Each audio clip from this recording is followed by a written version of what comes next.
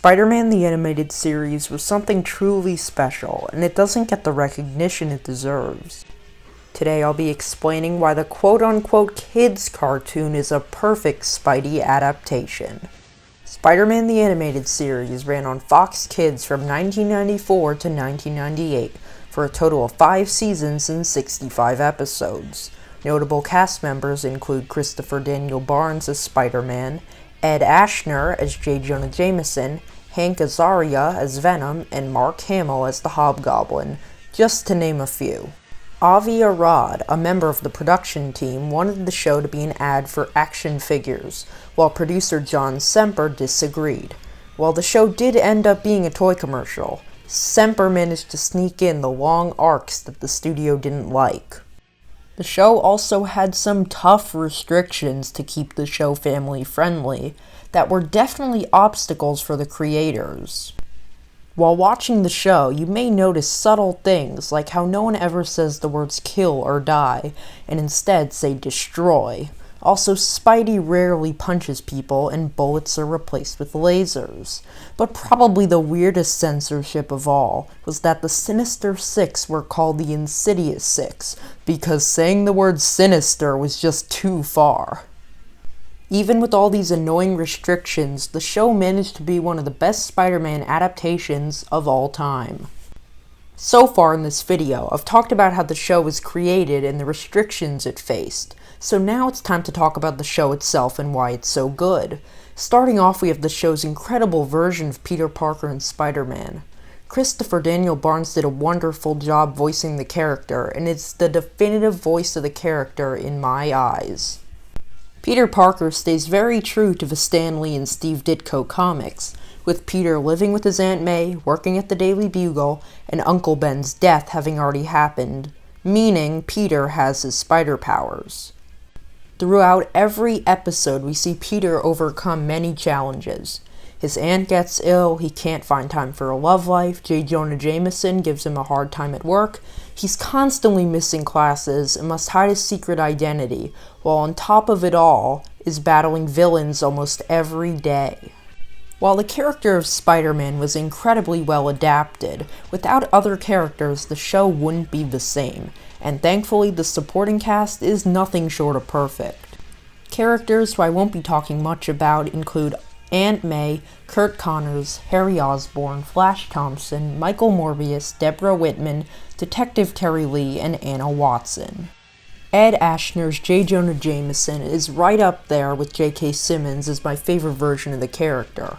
We also have Jonah's right-hand man, Robbie Robertson, who is usually a very minor character, but in the animated series he is developed and relevant in quite a few episodes. Jennifer Hale's Felicia Hardy is easily my favorite version of the character, and so is Mary Jane, who is voiced by Sarah Ballantine. Now we move on to the villain roster, which is another reason why the show shined, mostly because every villain was amazing. Not one villain was simply a throwaway or just added to sell toys. They all had complex character traits and a purpose to the main story. The Sinister Six, Insidious Six, were the team we all knew and loved, besides, unfortunately, Sandman was not included. Doc Ock, the Vulture, Rhino, Shocker, Chameleon, Mysterio, and Scorpion all appear on the roster at some point. The Kingpin was very prominent in many episodes, along with his henchman Alistair Smythe, who is one of the more complex villains in the later seasons. We are also treated to incredible versions of Eddie Brock Venom and the always deadly Carnage. The symbiote duo didn't appear in many episodes, but the ones they were in were always entertaining. Having Carnage in a kids' cartoon was a big risk at the time. Carnage's character has some very dark storylines in the comics, and the fact that the creators were able to give respect to the character while keeping it family-friendly is very impressive. Mark Hamill gives us possibly the definitive portrayal of the Hobgoblin, along with the best Norman Osborn Green Goblin outside of the comics. Spot, Kraven the Hunter, Hydro Man, Electro, Tombstone, Silvermane, and Hammerhead were regular villains, but made appearances when needed.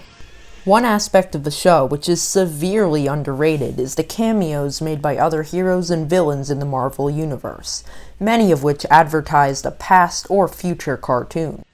Doctor Strange, War Machine, Blade, Daredevil, the X-Men, Nick Fury, and the Punisher star alongside Spidey in some episodes, which is always cool to see. The Secret Wars story arc also included Iron Man, Storm, Captain America, and the Fantastic Four, along with Red Skull and even Doctor Doom. Other Spider-Man cartoons, and Marvel cartoons in general, have had other heroes' appearances, but none are orchestrated as well as Spider-Man the Animated Series. Each character is in the story not just because it's cool to have a cameo, but because they add to the story. For example, we see Daredevil because Peter Parker was falsely accused of committing a crime and needed a lawyer. Another one of my favorite parts of the show is how many amazing episodes there are. This is what you'd come to expect from a good show, but some of these here are really mind-blowing. Here are a few examples. Season 5, Episode 8, The Return of Hydro Man Part 2. This episode gave us the insane twist that Mary Jane and the Hydro Man actually died and were cloned, and then died again right in front of Spidey's eyes. It is a truly gut-punching moment, and Christopher Daniel Barnes does a spectacular job. Near the end of Season 5, we are introduced to the show's adaptation of the iconic comic run, Secret Wars, which puts Spider-Man and roughly half a dozen other heroes in a battle of good versus evil. Season 4 has many amazing episodes in the long Sins of the Fathers arc, which has stories such as the creation of Carnage, a team-up with Doctor Strange, and the thrilling finale where Spidey fights the Green Goblin for the last time. Neogenic Nightmare Chapter 7 is another great story, where Spider-Man is being hunted by the Punisher. The show comes to a close in Season 5, Episode 13, Spider-Wars Chapter 2, which ends with Spider-Man searching for Mary Jane. Unfortunately, the show was cancelled after this episode due to arguments by creators, leaving us on a cliffhanger. I hope that one day the show can get a proper send-off, but this is what we have for now. Spider-Man the Animated Series is the perfect Spider-Man adaptation in my eyes. The way it captured the feel of the comics while still having its own unique style is truly amazing. It's regarded by many as the best Spidey cartoon and Marvel cartoon, and is definitely worth checking out for yourself.